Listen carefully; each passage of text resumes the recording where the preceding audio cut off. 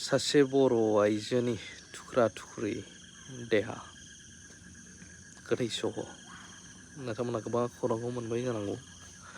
फुल खौरां होनो थांगासिनो दङ।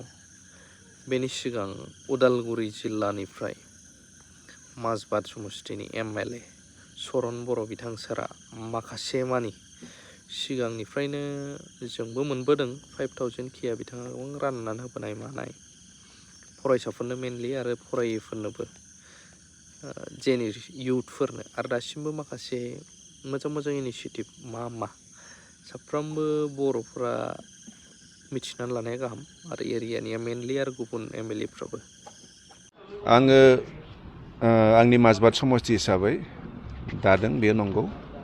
माने किसुमान बेक्ति एकदम जायफ्रानाखि गिबि भट होयो बिथांमोनजों जोङो जथेस्थ गेप जानानै थायो आरो जिहेतु बिथांमोनाबो भट होयो जिहेतु बिथांमोनाबो राजनितिया बोरै सोलिदों मा जानो थांगासिनो दङ बिनि सायाव माने मा होनगोन बेखौ इनफरमेसन मोननाय बा सांग्रांथि जानाया खुब प्रयोजन।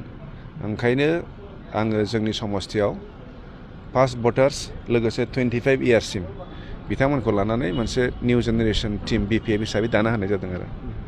दा बेनि गेजेरजों जिहेतु बर' फरायसाफोरल' नङा गुबुन गुबुन हारिनि फरायसाफोर दङ बैयावहाय माबायदि कास्टनि मानसिफोरखौ इनक्लुड खालामनानै दानाय जायो? बेवहाय गासिबो BPF होनबाथ' बयबो थाखागोन। बयबो हारिनि बेवहाय जोंनि लाइमोनफोर दङ आरो। बिथांमोननि फरायनायनि बा बिथांमोननि जिउ राहा दानायनि बेलायाव माबायदि सानगोन सार? बिथांमोनाथ' जथेस्थ समस्या दङ। माने जोंनाव निउ जेनेरेसन होननाय लोगो लोगो बेवहाय फरायनायबो थागोन फरायिबो थागोन। जायफ्रा फरायनायफोरनोथ' 18 to 25 माने कमप्लिटलि फरायबाय थानाय समानो बियो। दा बेवहाय फरायनाय दिगाव गासिबो न'खरफ्राथ' मोजां नङा बयनाबो। फरायनायनि जि माने सरकारनिफ्राय मोननांगौ सुबिदाफोर बा हेफाजाबफोर जोङो बेफोरखौ होनायनि खामानि जों बेफोरखौ बिसिनि थ्रुयै मावनो नाजायो। आरो बेनिफ्राय जोंथ' एबार BPF हिसाबै माने जोंनि लाइमोनफोरनो फरायनायानो होन बा बिथांमोननि एंगेजमेन्टआनो होन बिथांमोननि थाखाय एबार जुनिया बाजेट लानो ओंखारदों आरो जोंना सरकार फैयोब्ला। दा बेखौथ' होखानांगोन। सोलोंथाइ गैयाबाथ' बहा आरो सेन्स फैनो। जोंनि आसोल सेन्सआनो जाहैबाय सोलोंथाइसो। अब्लासो जोंनि गेजेराव सोलायनाया फैगोन।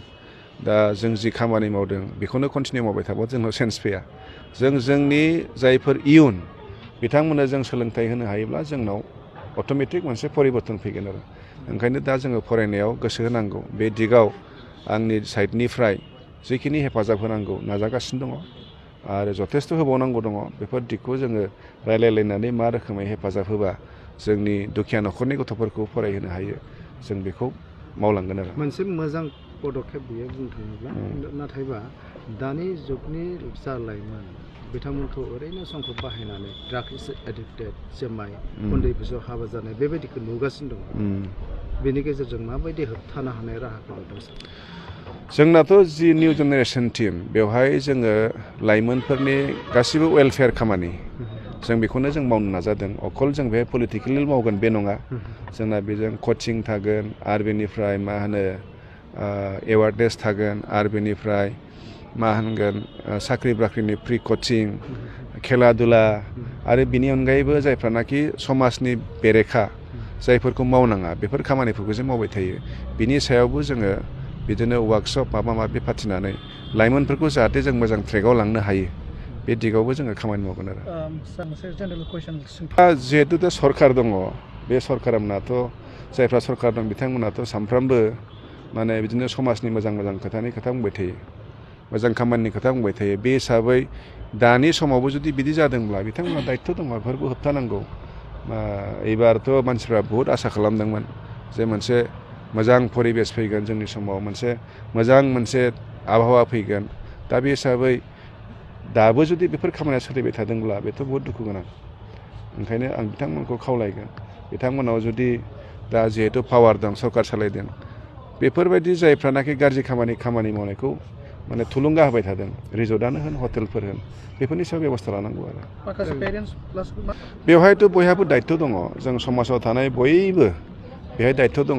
जों दिनै फरायसा आफादफोर दङ जोंहा आइजो आफादफोर दङ दा जोंबो राजखान्थियाव दंब्लाबो बेखौ जों जौथ' भाबै मावनांगोन नङाबाथ' जोंनि थाखाय बिराद गिदिर समस्या बेयो जों बेखौ मावलायनांगोन दा बेवहाय बे दिगाव जों सोरखौबा माने हाद्रि सारलायबाय थाबाबो जानाय नङा ओंखायनो नोंथांमोना भिडिअ खोनानो मोनखाबाय बिथां सरन बर' सार माजबाद समस्तिनि MLA बिथाङा मा फोरमायगोन दा लोगोसे सासे आइजो गावनि फिसायखौहाय 32 बोसोर बैसोनि आइजो स्टेसनावहाय दोनफैनायाव मोनदां उदालगुरि जिल्लानि मेन स्टेसन उदालगुरि स्टेसन बेयावहाय जिउ खहा जादों ट्रेनजों बेबायदि ओंखायनो जों माखासे समाव साबधान लानाया गाहाम हान्था मेला हान्थिनायफ्राव